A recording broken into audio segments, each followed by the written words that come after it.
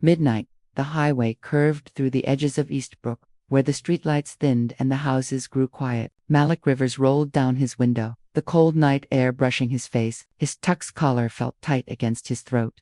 He'd just left a charity gala, handshakes, cameras, speeches, the kind of night that looked perfect on social media. Then the red and blue lights. He slowed, pulled over. No sudden moves. Every muscle remembered the unspoken rule. Move slow. Speak calm. That. The officer approached.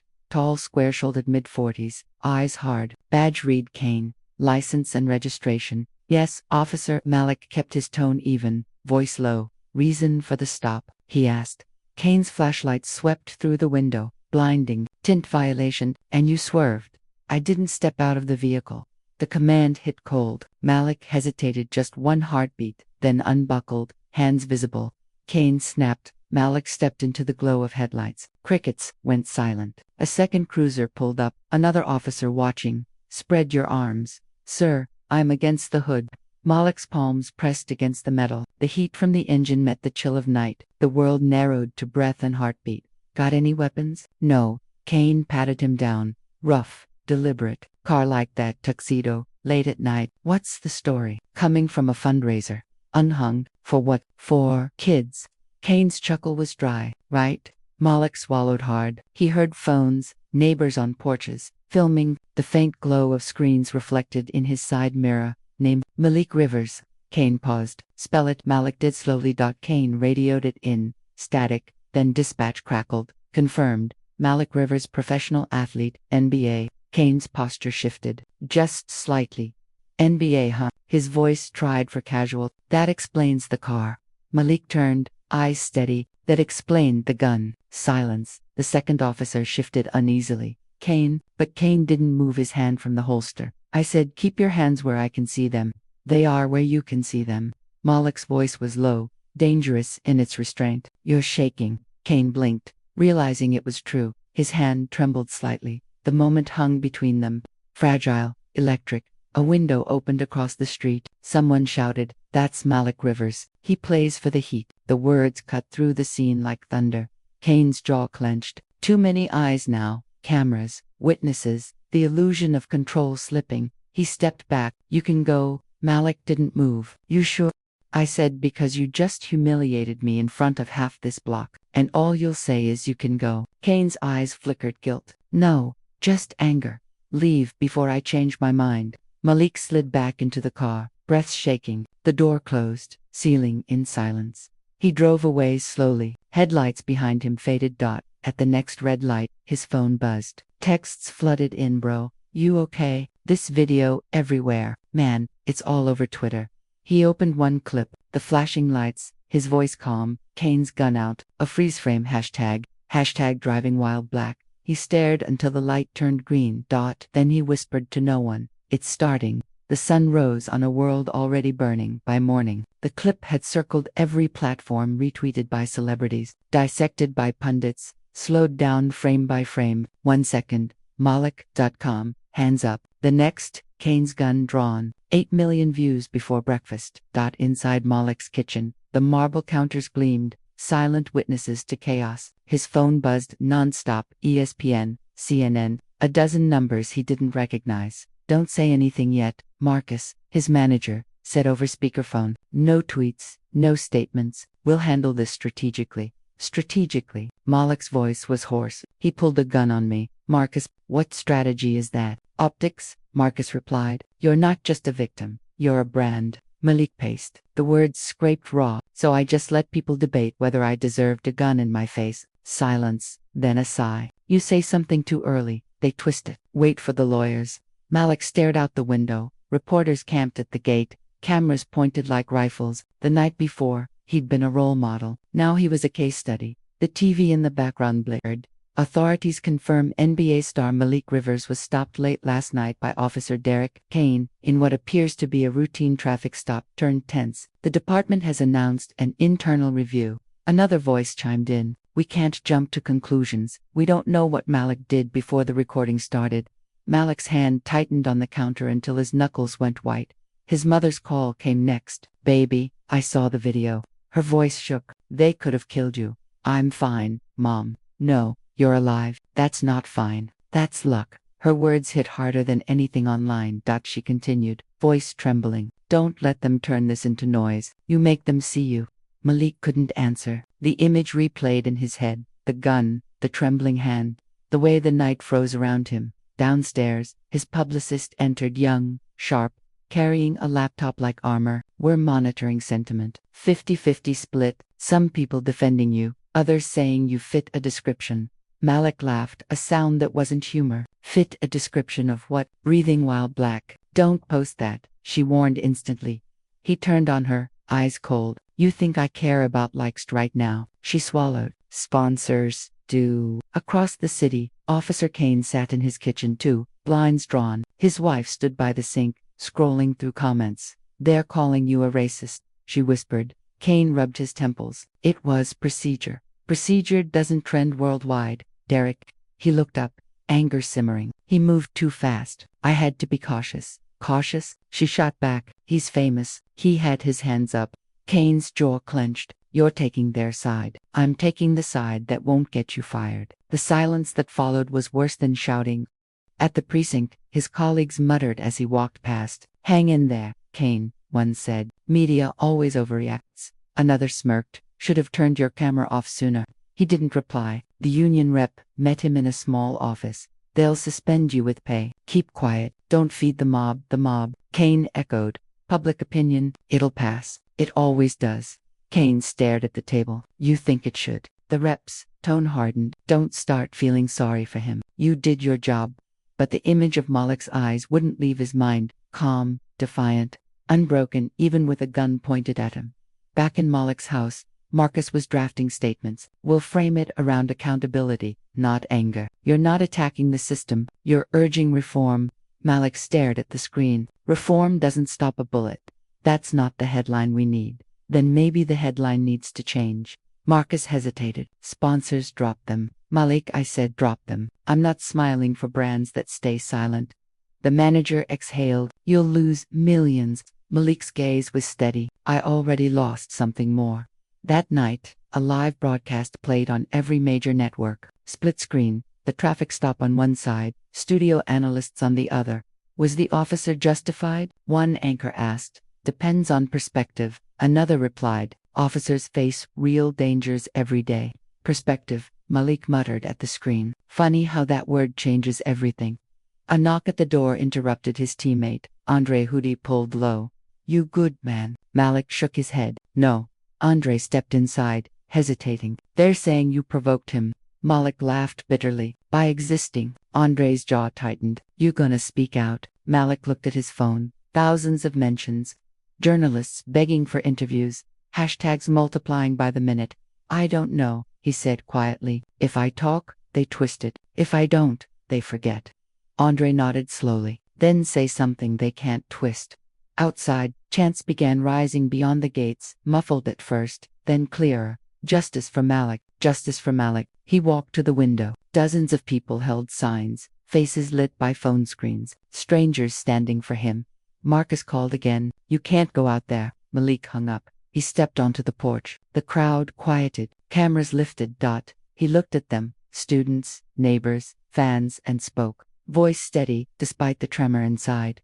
I'm not here to be your headline, he said. I'm here because I was almost a hashtag.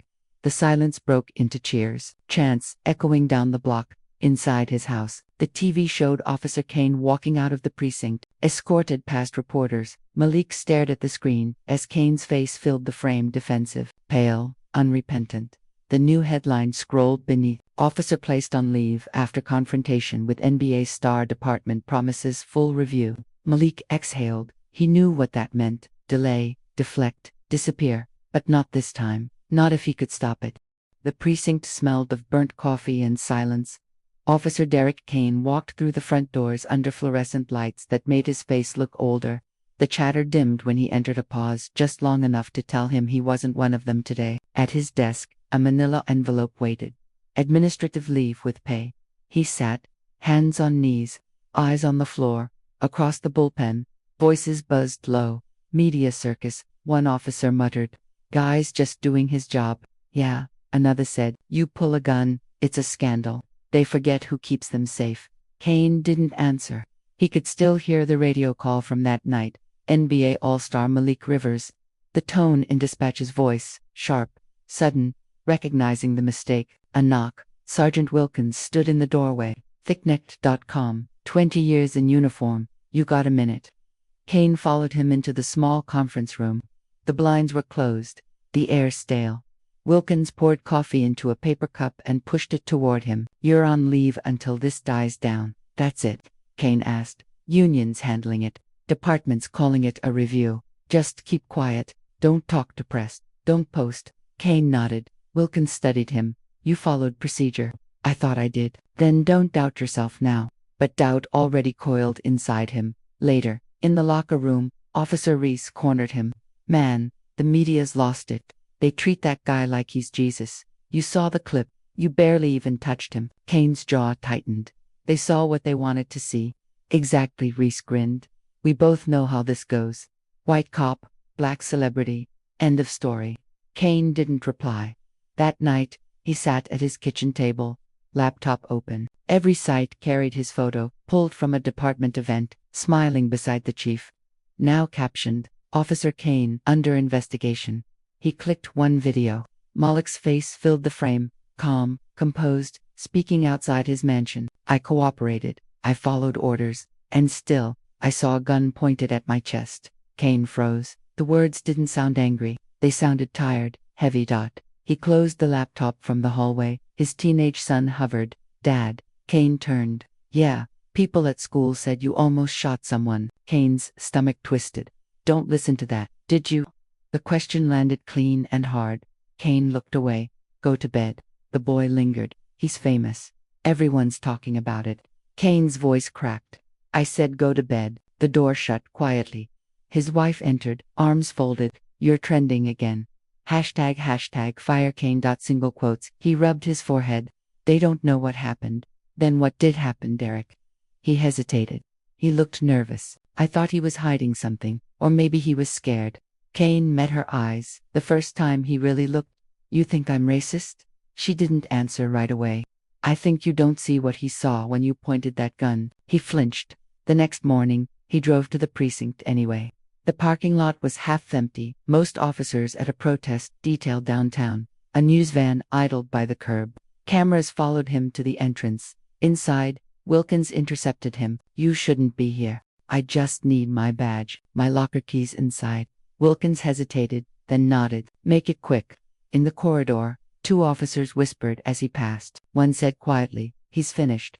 Kane ignored it, opened his locker. A small family photo fell out, his son on his shoulders at a police barbecue, both smiling. He stared at it, something hollow opening inside him. He pocketed the photo and shut the door as he turned to leave. His reflection in the metal caught him, the badge glinting on his chest, the same one now under review. Outside, the reporters swarmed again. Officer Kane, do you have any comment? He pushed past. No. Do you regret pulling your gun? He stopped, just for a second. Cameras clicked, microphones angled close. His voice came out flat, brittle. Regret doesn't change protocol. The reporters shouted more questions, but he walked on, through the noise, into the heat, into a world that no longer believed his version.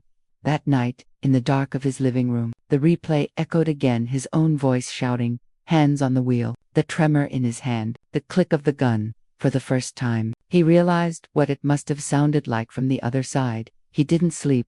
Morning light broke across the glass walls of Malik's home, but peace didn't follow it. His phone buzzed nonstop. CNN, BBC, the New York Times. Everyone wanted his statement, his anger, his soundbite. He ignored them all until his mother's text came through. They'll use your silence as weakness. Speak, baby. Not for fame, for truth. Malik stared at the screen, jaw tight. He knew she was right. Silence had its own violence. Marcus, his manager, paced the living room. We need to stay in control. You go on record now. We risk a wildfire. They'll bait you, twist every word. Malik sat on the couch, elbows on knees. And if I say nothing, they fill in the blanks themselves. That's politics, Marcus said. You're a brand, not a movement. Malik looked up, eyes sharp. Maybe that's the problem. A knock at the door. Simone, his PR manager, entered with a tablet. Networks are fighting for the exclusive, Oprah's team called. So did Anderson Cooper. You'll trend again either way. Malik smirked bitterly, because trending is what matters. Simone hesitated. It's how the world listens. He stood, pacing. The air in the room felt thick, not just with pressure, but with fear. Marcus watched him. You want justice. I get it. But if you go emotional, they'll call you unstable. If you go calm, they'll call you detached. You can't win this. Malik stopped. Then, I'm done trying to win. Simone blinked. What do you mean? I'm going live. My own stream. No filter, no edit. Marcus's face drained. Malik, that's career suicide. Maybe, Malik said. Or maybe it's truth. Finally, unchained. He walked to his study, adjusted the camera, and hit go live. The viewer count exploded instantly. Thousands, then millions. Malik leaned forward, face lit by the soft glow. His voice was calm, but every syllable carried weight. I was stopped because I was black. That's not speculation. That's the look I saw in his eyes before the gun came up. I followed every command, and still, I could have died. He paused. The live chat scrolled too fast to read. I've heard people say, I should be grateful to be alive. Imagine that, surviving a gun, and being told to smile for it. I'm not here to play victim. I'm here to ask why my skin keeps making people see danger. He inhaled, the sound trembling but steady. Being famous didn't protect me. That's the point. If I can't be safe, who can? The silence on the stream was electric. I don't want revenge, he said finally. I want accountability. For every man who didn't make it home. For every woman told to stop making things about race. For every parent who has to teach their child how not to die politely. He ended the stream. The video spread like wildfire. Within an hour, it hit 10 million views. Hashtags multiplied. Hashtag stand with Malik. Hashtag not safe anywhere. Hashtag justice in motion. Reporters swarmed. Politicians quoted him. Late-night hosts called it a moment of courage. But in his kitchen, Malik sat silent. Courage didn't feel like peace. Simone entered quietly, phone in hand. It's everywhere. You broke through the noise. He looked up. And now what? Now, the world's listening. Across town, Kane watched the same livestream replay on his TV. The camera froze on Malik's face, eyes tired, but alive. Kane's wife stood behind him. He doesn't sound like a liar. Kane rubbed his face. They all sound like victims on camera. She flinched. You still don't get it. He turned. You think I wanted this. I think you were waiting for it, she said quietly. The day your fear finally met its excuse. Her words hung in the air. Kane didn't answer. At the precinct, officers gathered around a TV. The union rep shook his head. This kid's dangerous, turning sentiment into a witch hunt. Reese laughed. The brass will throw Kane under the bus soon. They always need a scapegoat. The rep's tone darkened. As long as the heat's on him, the rest of us stay clean. Outside, protesters marched. Signs read justice for Malik and end qualified immunity. Drums echoed through the streets. Back at Malik's house, his mother called again. You did right, she said softly. You spoke with grace. I don't feel graceful, he said. You're not supposed to. Grace isn't comfort, it's survival. Her words stayed with him long after the call ended. That night, his agent texted, sponsors reconsidering. You may lose endorsements. Malik replied with 2 words, let them. He turned off his phone and walked to the window. Outside, the city glowed, beautiful, indifferent. Somewhere out there, Kane still wore the badge that had turned into a weapon. But for the first time, Malik felt the balance shifting. The story wasn't theirs anymore. It was his. The blinds were drawn tight. Kane sat at the kitchen table. Coffee cold, papers scattered, legal statements, departmental memos, printouts of headlines that carried his name like a stain. His lawyer sat across from him, calm and deliberate. We'll do one controlled interview, she said. Sympathetic host, you stick to the script. Kane rubbed his eyes. They've already decided I'm guilty. Then, you change the narrative, she replied. Say you feared for your life. You hesitated out of caution. You didn't know who he was. Kane looked up. Because that makes it better. It makes it survivable. Her tone was flat, professional, the sound of damage control. She gathered her papers. Don't improvise. Don't apologize. You admit nothing. After she left, the house fell quiet again. His wife entered, arms folded. You're really going on TV. It's that or let them destroy me, Kane said. She leaned against the counter. Maybe you destroyed yourself. He stared at her. jaw tight. You think I'm a monster. She didn't blink. I think you're afraid of looking in the mirror. He turned away. You sound like them. I sound like someone who's tired of excuses. Kane left the room before she could say more. Hours later, he sat under the bright lights of a television studio. The host smiled politely, papers in hand. Officer Kane, thank you for speaking with us. Can you tell viewers what happened that night? Kane straightened his tie. It was late. I observed erratic movement. I made a judgment call. Many say you escalated unnecessarily, that Mr. Rivers was compliant. Kane's jaw tightened. Videos don't show the full story. I approached cautiously, standard procedure. I didn't know who he was. The host nodded slowly. You feared for your safety. Yes. Pause. The camera light blinked red. Kane could feel it, the world watching, dissecting every breath. I respect Mr. Rivers, he added quickly, but I was doing my job. The host leaned forward. Would you handle it differently now? Kane hesitated, the one thing his lawyer warned against. Maybe, he said finally, but it's easy to judge from a sofa. The segment ended. He unclipped his mic and walked out, pulse hammering. Outside, his lawyer caught up to him. You hesitated, that maybe it reads as guilt, he snapped. I didn't sign up to be a villain. You became one on video, she said coldly. Now we minimize damage. Back home, his teenage son sat in the living room watching the replay. Dad, the boy said quietly, people at school said you almost shot a good guy. Kane froze. Don't listen to them. But did you? He didn't answer. The boy looked down. He didn't look dangerous. Kane's voice cracked. You weren't there. Neither were you, the boy said, eyes wet. You saw what you wanted to see. Kane stood motionless as his son stormed upstairs. The next day his lawyer called. The clip's viral again. Your interview didn't help. Why? Because he responded. Kane opened his laptop. Moloch's new post played short, raw, unedited. Moloch looked into the camera. He feared for his life. I feared for mine. The difference is only one of us had a weapon and authority. The video cut there clean, devastating. Kane stared at the screen until it blurred. He wanted to slam it shut, to stop hearing the echo of his own defense, but the noise was everywhere. Articles, opinion pieces, protests growing louder by the hour. At night, sleep came in flashes, the sirens, the trembling hand, Moloch's calm voice. He began to understand what his wife meant. He was afraid of the mirror, and it was finally showing him everything. Rain hammered the courthouse steps as Moloch walked up, hood drawn, flanked by his lawyer and publicist. Flashbulbs burst from every direction, blinding him. Reporters shouted questions. Do you want him jailed? Will you sue? Is this about race or accountability? He said nothing. His silence was the only thing they couldn't twist. Inside, the air smelled of wet paper and anxiety. Civil rights lawyers, suited and sharp, moved like surgeons, quiet, methodical, lethal with detail. The lawsuit had been filed. Malik Rivers, v. Eastbrook Police Department, and Officer Derek Kane. Malik sat at the table, hands folded, jaw tight. His lawyer, Evelyn Harper, spoke softly. They'll drag your name through the mud before this is over. Stay steady. I've played games in front of 20,000 people, Malik said, but this feels like the only one that matters. Evelyn nodded, because this time, the score decides more than your career. Across town, Kane sat in his car outside the precinct, watching the rain streak down his windshield. The building glowed behind him, his workplace, his fortress, now a battlefield. He'd been called in for an internal affairs review.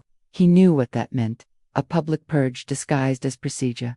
Inside, the interrogation room was gray, stripped of comfort. 3 investigators sat across from him. Cameras recorded everything. Officer Kane, one began. Your body cam footage was leaked yesterday. Would you like to comment on the moment you drew your weapon? Kane's throat felt dry. He reached toward the glove compartment. After you ordered him to retrieve his license. Kane hesitated. Yes, but his movements were slow, deliberate. Another investigator interrupted. Your tone escalated first. Why? Kane looked down. I followed protocol. The investigator's eyes were cold. Protocol doesn't explain the gun shaking in your hand. Kane's pulse spiked. Are you saying? I panicked. We're saying, you profiled, she said simply. He didn't respond.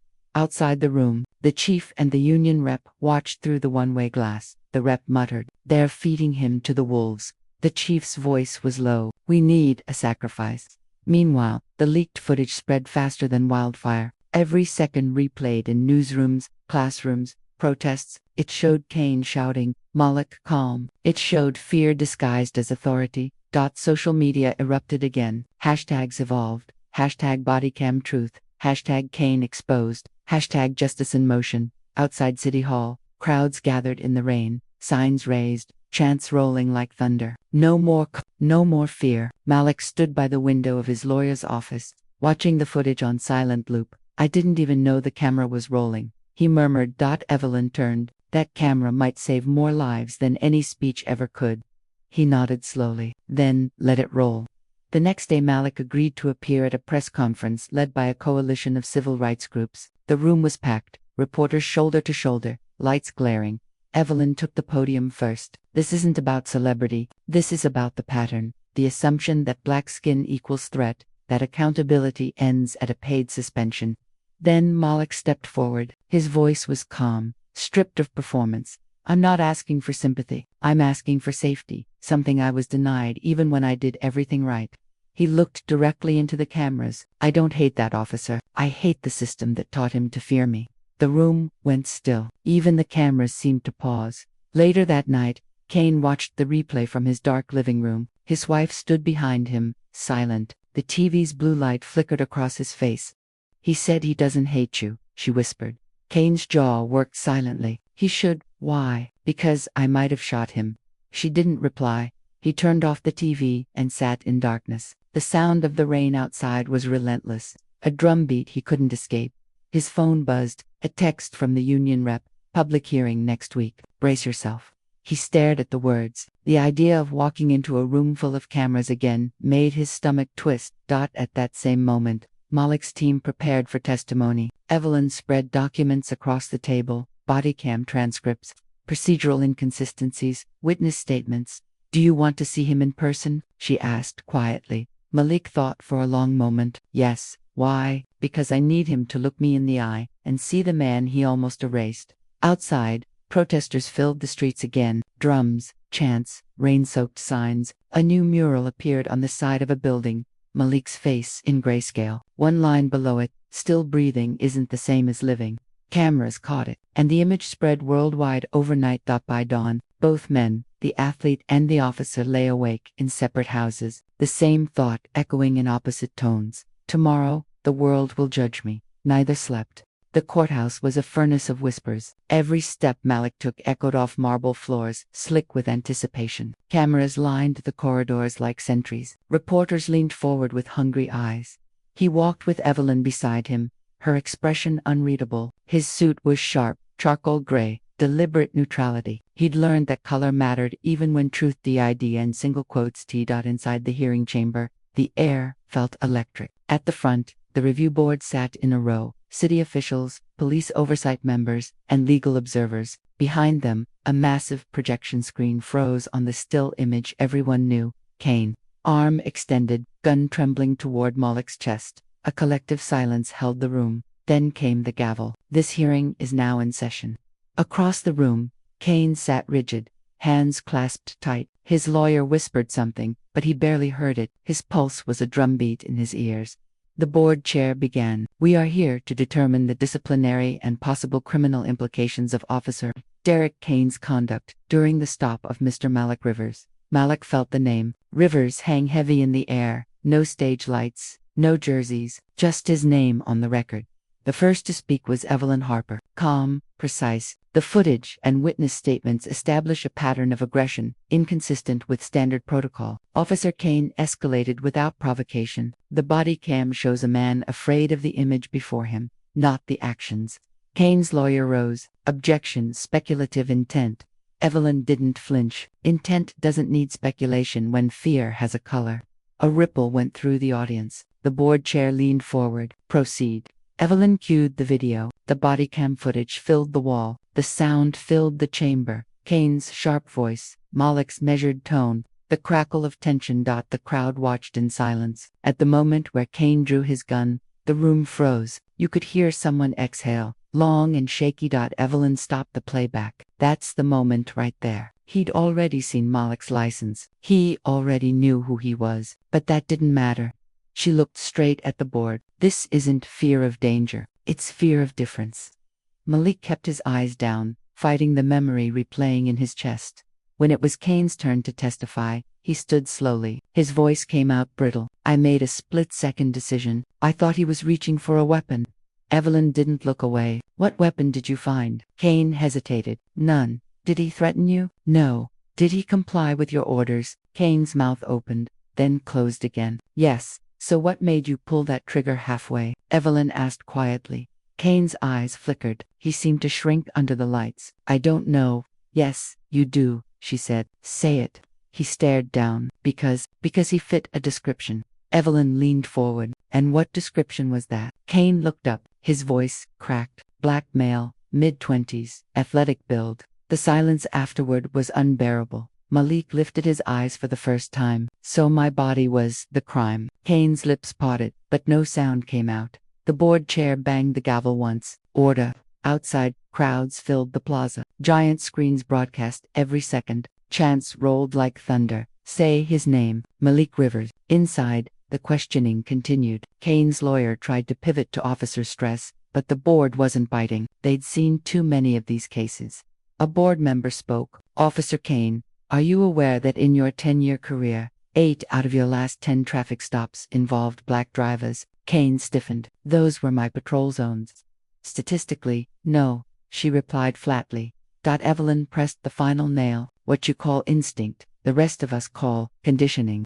By the end of the hearing, the tension was unbearable. The board chair stood. Deliberation will take place immediately. Both parties will be informed of our decision within 24 hours. The gavel came down again. The sound cracked through the chamber like judgment itself. Reporters surged forward as Malik stepped out. Microphones collided in his face. Do you forgive him? One shouted. He stopped, eyes flicking toward the courthouse doors. Forgiveness isn't the same as forgetting. Across the plaza, Kane exited through a side door, shielded by officers. The crowd jeered. Flashbulbs flashed like lightning. He felt every glare burn into him. He got into his car and gripped the wheel, breathing hard. For a long time, he didn't start the engine. His hands shook, not from anger this time, but from something hollow.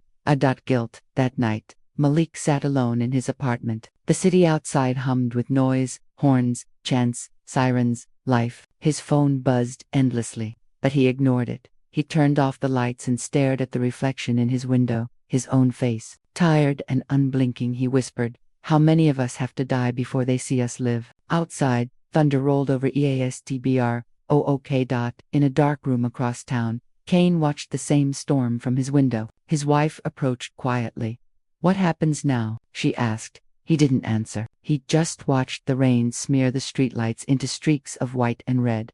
Finally, he muttered, I think I just lost the only thing I thought I was. Morning light filtered through courthouse glass like a reluctant truth. The air was still, too still, as if the city itself were holding its breath. News vans lined the street outside, banners scrawled with words like justice, accountability, equality. Inside, Malik sat alone in a hallway chair, elbows on knees, head down. He wasn't praying. He didn't know how to pray anymore. He was waiting. That was its own kind of faith. Evelyn approached quietly. They're about to announce. He lifted his head. His eyes were steady, but his voice low. Whatever they decide, we keep going. She nodded once. Always. Across the building, in a separate waiting room, Kane sat stiffly in his dress uniform. His badge was gone, stripped pending the hearing, but the habit of posture remained. His lawyer scrolled through messages, pale-faced. They're leaning toward disciplinary action, he murmured. Kane stared ahead. Suspension, termination, maybe charges. He swallowed hard. They'll ruin me. The lawyer looked at him sharply. You ruined yourself when you drew that gun. The door opened. A court officer leaned in. They're ready. The two men, athlete and officer, entered from opposite sides of the chamber. Cameras swung toward them like predators scenting blood. The board chair, gray-haired and severe, stood with a document in hand. This review board, after examining evidence, testimony, and procedural conduct, finds that Officer Derek Kane engaged in racial profiling, excessive use of force, and dereliction of duty. A low gasp rippled through the crowd. Effective immediately, the chair continued. Officer Kane is terminated from the Eastbrook Police Department. A criminal investigation will proceed under recommendation of the district attorney. The gavel struck with final, cold, irrevocable. Malik exhaled slowly. Not victory, just air he'd been holding too long. Evelyn placed a hand on his shoulder. Gawkane didn't move. His face was a collapse in slow motion. His lawyer whispered something, but the words drowned under the sound of reporters shouting, flashbulbs bursting, a crowd roaring outside. He turned toward Malik. Their eyes met across the room. Two men who had shared one night that neither would ever escape. Malik's gaze wasn't triumph. It was exhaustion, raw and ancient. Kane's wasn't anger. It was recognition of everything he had been blind to. As security escorted him out, a chant rolled in through the open courthouse doors. Justice for Malik. Justice for all. Outside, the crowd surged like a living sea. People wept, sang, shouted. The sound rose into the air, echoing off the courthouse walls. Malik stepped out into it, blinking under the sudden light. Cameras closed in. Reporters shouted, but he ignored them all. One little boy broke through the barrier, dark-skinned, wide-eyed, holding a basketball too big for his hands. "Mr. Rivers," he called. "You gonna play again?" Malik crouched, rain spotting his shoulders. "One day," he said softly, "but right now, I'm playing something bigger." The boy nodded solemnly. "Then win that too." A smile ghosted across Malik's face, brief, tired, real. Across town, Kane packed boxers in silence. The walls of his home seemed smaller now, the framed commendations on the floor instead of the wall. His wife watched from the doorway. "They'll charge you," she said quietly. He nodded. "I know. What will you do?" He looked up at her, eyes hollow. "Learn what it's like to live without a badge to hide behind." He taped the last box shut and left the house without another word. That night, Malik appeared on national television, not to celebrate, but to testify. The host asked the predictable questions. "What do you feel? What comes next?" He leaned forward, voice low, deliberate. "I don't feel peace yet. Justice isn't peace. Justice is just the start." The host hesitated. "Do you think Officer Kane deserves forgiveness?" Malik's pause was long. "I think forgiveness is a privilege earned by change. He's not there yet." The clip spread instantly. Social feeds lit up with his words. Hashtags turned into slogans. Schools, teams, and city councils quoted him. The story became larger than either man, a mirror the country couldn't look away from. Later that night, Malik stood on his balcony, overlooking Eastbrook. The city glowed, restless, alive. He watched sirens streak through the distance like veins of red light. Evelyn's words echoed in his mind. "The score decides more than your career," he whispered. "Then maybe this time, we all win a little." But even as he said it, he felt the weight, the cost of visibility, of survival. He knew headlines fade, attention drifts, systems reset. Still, he stood there, eyes open, breathing. That, in itself, felt like defiance. Somewhere in the city, Derek Kane sat alone, in a small motel room. The TV replayed Malik's interview. His reflection in the black screen looked foreign. He turned the volume down and whispered to the dark. He was right. No one answered. Outside, thunder rumbled again, low, distant, familiar. Two men, one city, both changed forever by a moment that could have been death, but became something else. A reckoning. In the silence that followed, Eastbrook didn't heal, but it listened. And that, for now, was enough. Weeks passed, but the world refused to move on. The video had become more than evidence. It was an anthem replayed in classrooms, churches, protests, and boardrooms. Eastbrook was no longer a quiet suburb. It was a symbol, a wound, a mirror. Malik walked through downtown one morning under a gray sky. Posters of his face were plastered on walls beside murals of George Floyd, Breonna Taylor, and names he'd whispered like prayers. Under each name, someone had written in spray paint, "Still fighting." A group of college students recognized him. They didn't ask for selfies. They just nodded, a silent salute between those who understood what had been risked. Evelyn met him at a coffee shop tucked away from the noise. "You've become the face of something bigger than you," she said, setting her phone down, screen filled with notifications. Malik stirred his coffee slowly. "I didn't ask for that. Movements don't ask for permission," she replied. "They just need someone visible enough to carry the reflection." He looked out the window. Across the street, a young black man was pulled over by police. Two officers, cautious but calm. Malik's heart caught for a second habit, not surprised. But this time, no one raised their voice. The man handed his license. The officers nodded. The car drove away. Small, but real. Evelyn watched him watching. Change doesn't arrive like thunder. It's a leak in the ceiling, quiet until it floods everything. He smiled faintly. You should run for office. She shook her head. No, but you should. He blinked. Me. People listen to you now, she said simply. Use it. Before the moment passes. Her phone buzzed. Another news alert. District Attorney announces criminal indictment against former officer Derek Kane. Malik stared at the headline for a long moment. So it's happening. Evelyn nodded. Second-degree assault, civil rights violation, falsified report. He'll face trial. He exhaled. It won't bring peace. No, she agreed, but it'll remind people that consequences exist. Across town, in a holding facility, Kane sat behind a steel table in an orange jumpsuit. No cameras now, no uniform, just him and the echo of choices he could never rewind. A state-appointed lawyer entered with a stack of files. They're offering a plea deal, reduced sentence if you admit profiling and negligence. Kane rubbed his temples. And if I don't, trial, cameras, the full circus again. He stared at his hands, once steady, now trembling. Do I get to apologize? The lawyer hesitated. Publicly, maybe. But no one's waiting to forgive you. Kane nodded slowly. Then maybe I say it anyway. He signed the papers. The pen felt heavier than any gun he'd ever held. 2 days later, Malik stood on a stage at a university forum, invited to speak about justice and identity. The auditorium was full. The air vibrated with expectation. He looked out at the faces, young, old, white, black, brown, all watching, waiting. I don't want to be remembered as a headline, he began. I want to be remembered as proof that silence isn't safety, that doing everything right doesn't mean you'll be treated right, but it means you'll still have a voice to speak the truth. He paused, scanning the crowd. The system doesn't fix itself. People do, bit by bit, truth by truth, even when it hurts. The applause wasn't explosive. It was deep, the kind that carried weight, not excitement. Later, backstage, a young journalist approached him. Mr. Rivers, she said nervously, do you ever feel sorry for Officer Kane? Malik thought for a moment. I feel sorry for the world that made him believe fear was his duty. The journalist nodded slowly, recording every word.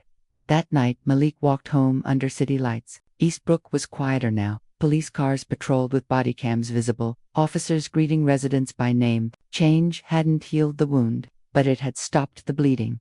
When he reached his apartment, a small envelope waited at his door. No return address. Inside was a single sheet of paper, handwritten. Mr. Rivers, you don't owe me anything. I just wanted you to know that I see it now. The way I looked at you, the way I've looked at others, I can't undo it, but I won't repeat it. I don't expect forgiveness. I just needed truth to exist somewhere outside my head. Derek Kane Malik stood there for a long time, reading the words again and again. Then he folded the letter and set it on his windowsill. The city lights reflected off the paper, turning the ink into silver. He whispered, then maybe that's where it starts. Outside, the mural of his face had faded slightly from rain, but the words beneath remained clear. Still breathing isn't the same as living. Malik smiled faintly and turned off the light.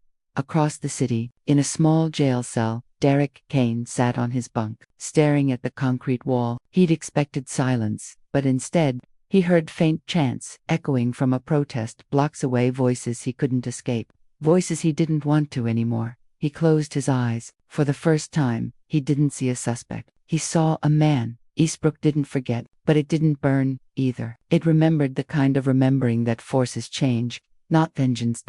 And in that quiet remembering, 2 men, bound by one night of violence and truth, became unwilling architects of a different tomorrow. A year later, Eastbrook felt like a city waking from a long, uneasy sleep. The murals had grown whole blocks painted with faces, words, and the silent defiance of color. Schools had new programs on civil rights. The police department had new leadership, new training, new cameras. Change. Imperfect but breathing. Malik stood before one of the murals on a quiet morning, his own likeness beside others. Hand raised, eyes forward. The wall shimmered with morning dew. At the bottom, a line now added in smaller print read, "Truth doesn't fade when it's painted in pain." He touched the rough brick. He didn't see a hero. He saw a survivor carrying names that never got their verdict. A car pulled up behind him. Evelyn stepped out, tablet in hand, always working. "You're late," she said, but her tone softened when she saw his face. He half smiled. "Just saying goodbye." She raised an eyebrow. To a wall. To the version of me that needed this wall, he said. She nodded, understanding. Ready for the announcement? He looked toward City Hall in the distance, banners fluttering. His stomach tightened, the way it used to before a big game. As I'll ever be. They walked together through a street alive with people, vendors, kids with signs, TV crews, activists. The energy was electric, but grounded. Hope, this time, didn't sound naivete. At the podium, Malik faced the crowd. The mayor introduced him not as former athlete but as community leader. The title sat heavy but right. He spoke slowly, letting silence do the work between sentences. A year ago, I thought survival was enough, but survival without purpose is just endurance. Today, we launch the Rivers Foundation, scholarships, legal aid, reform advocacy, for every kid told to keep their head down, for every name turned into a hashtag. Applause rose like a wave. He looked down, hands gripping the edges of the podium. This city broke something in me, but it also showed me what's worth building. I don't want to be the face of pain anymore. I want to be part of the solution.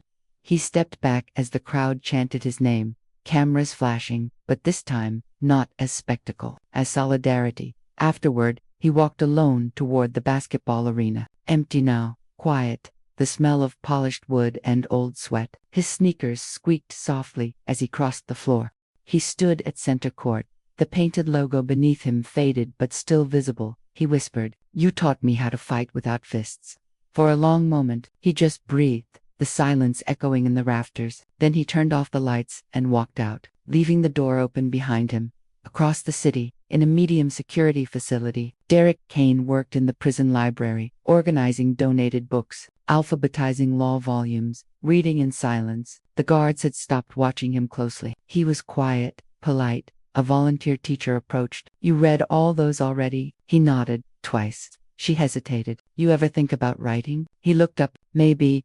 Not sure who'd want to read it." "Someone will," she said. "Truth finds readers." That night, he started writing in a composition notebook. He didn't write excuses. He wrote moments, the looks he missed, the lies he told himself, the line between fear and hatred. On the first page, he wrote, "This isn't about redemption, it's about seeing clearly, for once."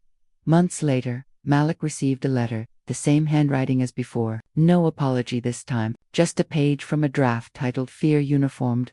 Malik read it quietly, folded it, and slipped it into a drawer with other letters, ones from mothers, from students, from officers who'd quit the force because of him. The collection had grown thick, heavy, sacred. That night, he sat on his balcony again, city lights stretching endless. Evelyn's voice from earlier echoed in his mind. Movements don't ask for permission. Below, on a mural-lit wall, someone had scrawled new graffiti in bright paint. "Justice doesn't end. It evolves."